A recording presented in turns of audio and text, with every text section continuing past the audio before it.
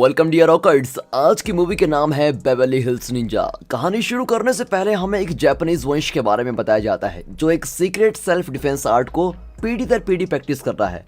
इस खतरनाक martial art को सिर्फ इस वंश के लोग ही जानते हैं और इस वजह से इन्हें कोई नहीं हरा सकता। आज के समय में इस वंश के लोगों को निंजा कहा जाता है। इनकी पौराणिक कथाओं में बताया गया था कि एक दिन विदेश का एक बच्चा उनके बीच आएगा और एक श्रेष्ठ निंजा मास्टर बनेगा। 25 साल पहले ये कथा सच हुई। तो मूवी की शुरुआत में कुछ निंजास को समुद्र के तट पर एक बॉक्स मिलता है। उसके अंदर एक गोरे बच्चे को देखकर वे बिल्कुल हैरान हो जाते हैं। निंजास के गुरु, जिनका नाम सेंजी है, वो बताते हैं कि यही वो विदेशी बच्चा है जिसका जिक्र पुराणों में किया गया है। वे उस बच्चे का नाम हरू रखते हैं, लेकिन जैसे जैसे हरू बड़ा होता है सेंजी की भविष्यवाणी गलत साबित होने लगती है, क्योंकि हरू एकदम गोल मटोल होता है और उसमें निंजा स्किल्स बिल्कुल भी नहीं होते। एक ट्रेनिंग सेशन में उसको जलते हुए कोयले पर हाथ रखना होता है, लेकिन हरू उसे बारबेक्यू बनाकर अपनी सब्जियां बनाता है।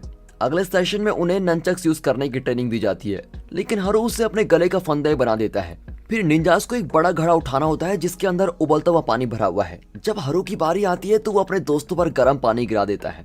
अगले दिन सेंजी अपने स्टूडेंट्स को माइंड की ऊपरी सतह पर पहुंचने के बारे में सिखाते हैं। इस टेक्निक से वो एक दूसरे के साथ कम्युनिकेट कर सकते हैं, चाहे वो कितने भी दूर क्यों ना हो।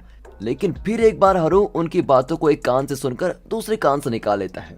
फिर उन सभी स्टूडेंट्स को टेंगू वॉरियर्स का अवार्ड दिया जाता है जिन्होंने निंजा टेक्निक सक्सेसफुली कंप्लीट की होती है। फिर सेंसी बेस्ट स्टूडेंट का गोल्ड मेडल गोबी को देते हैं, जो इस बैच का सबसे डिसिप्लिन्ड और टैलेंटेड स्टूडेंट है। पर हरू अपने अनाड़ीपन की वजह से दूसरे स्टूडेंट के साथ ग्रेजुएट नहीं कर पाता। उसी रात सेंजी अपने स्टूडेंट्स को एक नए मिशन पर ले जाने की तैयारी कर रहे होते हैं। हरू भी उनके साथ जाना चाहता है, लेकिन सेंजी कहते हैं तुम यहीं डोजो में रहकर गांव की सुरक्षा का ध्यान रखो। जैसे भी अपने मिशन के लिए निकलते हैं तो हरू एक निंजा की तरह ड्रेस करके वहां के सारे वेपन्स की जांच करता है। कुछ देर बाद सैली जॉन्स नाम की एक अमेरिकन औरत वहां पर आती है। उसको देखते ही हरू उस पर फिदा हो जाता है और उसको अंदर बुलाता है। हरू खुद को एक निंजा बताता है, लेकिन सैली विश्वास ही नहीं करती। तब वो सैली को निंजा पुराण दिखाकर कहता है कि इसमें बताया गया फॉरेनर मैं ही हूँ और मैं ही फ्यूचर में निंजास का मास्टर बनूंगा। सैली को इम्प्रेस करने के लिए वो कई वेपन्स चलाकर दिखाता है, लेकिन लेने के देने पड़ जाते हैं जब पुराण में आग लग जाती है।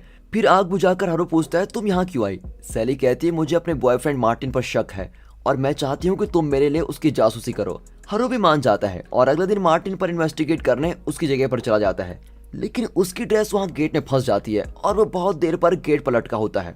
फिर किसी तरह गेट से उतरकर वो एक बोट लेकर बिल्डिंग के पीछे जाता है, क्योंकि फ्रंट गेट से जाना सेफ नहीं है। तब पता चलता है कि मार्टिन नकली करेंसी नोट छापने का बिजनेस कर रहा है। तभी एक आदमी आकर उसे नोट छापने के लिए कुछ मनी प्लेट्स देता है, जिससे मार्टिन नए नोट छापने वाला है। लेकिन जब उसको पता चलता है कि प्लेट एक तरफा है तो वो बहुत ही गुस्सा हो जाता है और उस आदमी को शूट कर देता है और वो आदमी हरू की बोट पर गिरकर मर जाता है। बेचारा हरू घबराकर वहां से तेजी से निकलता है। रास्ते में कुछ पुलिस ऑफिसर्स उसे लाश के साथ देख लेते हैं। वे उसका पीछा करते हैं, लेकिन हरू उनसे बच निकलता है और शाम को डोजो पहुंच जाता है।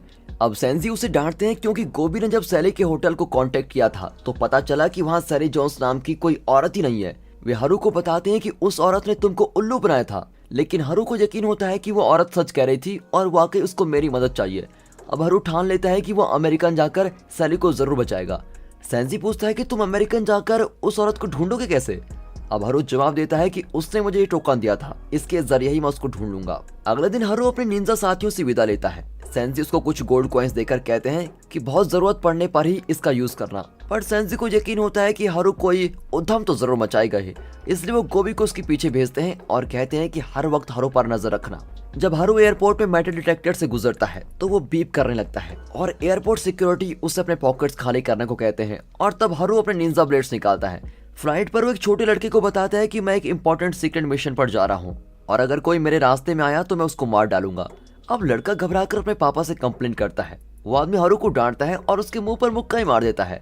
फिर अमेरिका पहुंचकर वो एयरपोर्ट से बाहर निकलता है और एक कार रेंट करता है। जब वो सीट बेल्ट पहनता है तो उसको सीट बेल्ट बहुत ही टाइट पड़ती है, लेकिन हरू को लगता है कि कोई उसका खून करने की कोशिश कर रहा है और वो हवा में ही अपना चाकू चलाने लगता है। फिर वो सैली के होटल की ओर जाता है और गोबी उसे परछाई की तरह फॉलो कर रहा होता है। होटल पहुंचकर हरू अपने चप्पल उतार कर अंदर जाता है और वहां का क्लीनर उन चप्पलों को कचरा समझकर लेके चल जाता है। अब हरू रिसेप्शन में जाकर सैली जोन्स के बारे में पूछता है।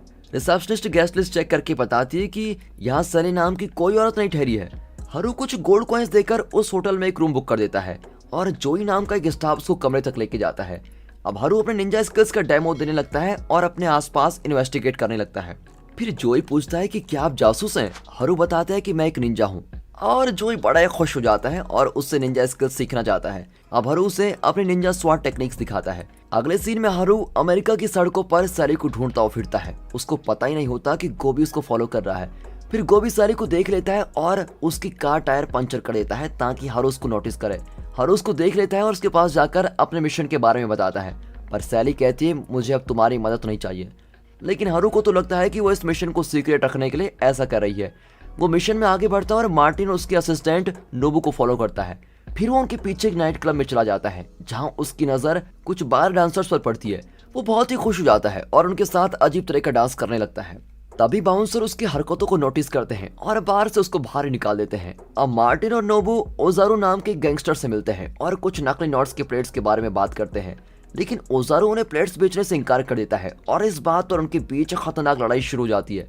मार्टिन और नोबू उसके गैंग के 2 आदमियों को गोली से उड़ा देते हैं और उनकी लाशें हरू के पास ही गिर जाती हैं। अगली सुबह पुलिस और मीडिया रिपोर्टर्स क्राइम सीन पर पहुंचते हैं और उनका सारा शक हरू पर ही जाता है।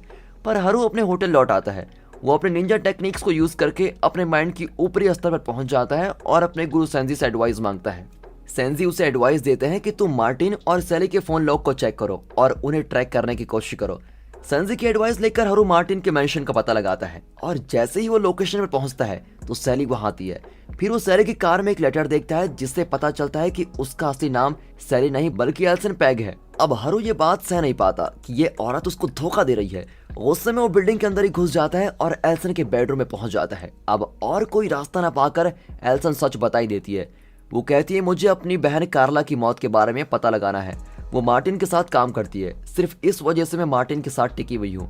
इनकी बातों के बीच मार्टिन आ ही जाता है और हरू छुप जाता है। मार्टिन के जाते ही हरू और एल्सन उसको फॉलो करके एक रेस्टोरेंट में पहुंचते हैं। हरू मार्टिन के टेबल पर काम करने की एक्टिंग करता है और एल्सन बाहर अपनी कार में वेट करती है।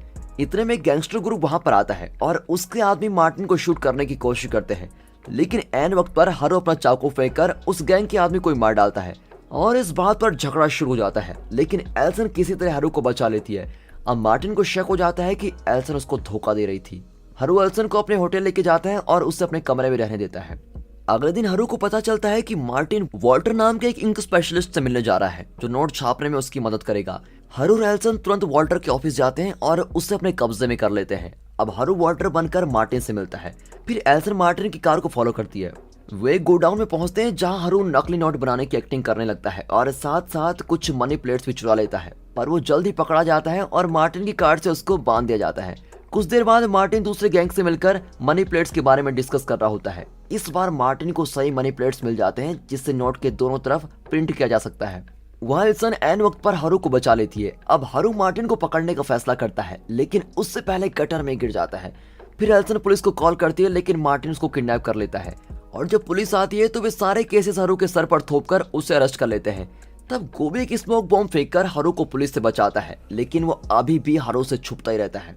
अगले दिन हरू अपने निंजा वेपन्स लेकर तैयार होता है। वो एल्सन की मदद के लिए जॉय को साथ ले आता है। फिर वे मार्टिन के गोडाउन में जाना चाहते हैं लेकिन हरू वहां का रास्ता ठीक से नहीं जानता और फिर अपना छुपा रुस्तम गोभी एक बार फिर हरू की मदद करता है और वे गोडाउन पहुंच जाते हैं। फ्रंट गेट लॉक होता है इसलिए हरू एक पेड़ पर चढ़ जाता है और वहां से छलांग मारकर गोडाउन के अंदर एक गाड़ी पर लैंड करता है। फिर वो अकेला ही कई गैंग मेंबर से लड़ने लगता है। अब वो बहुत देर फाइट नहीं कर पाता। ये देखकर आखिरकार गोभी को सामने आना ही पड़ता है। फिर वो गैंग से लड़ने लगता है। इसी बीच हरू एलिसन को बचाने जाता है। एल्सन को एक कमरे में टाइम बम के साथ बांध कर रखा होता है। फिर बिना टाइम वेस्ट किए हरू एक फॉर्कलिफ्ट से दीवार पर 2 होल्स बना देता है। वो बम को डिफ्यूज करने की कोशिश करता है लेकिन उल्टा 5 मिनट का टाइमर सेट कर देता है।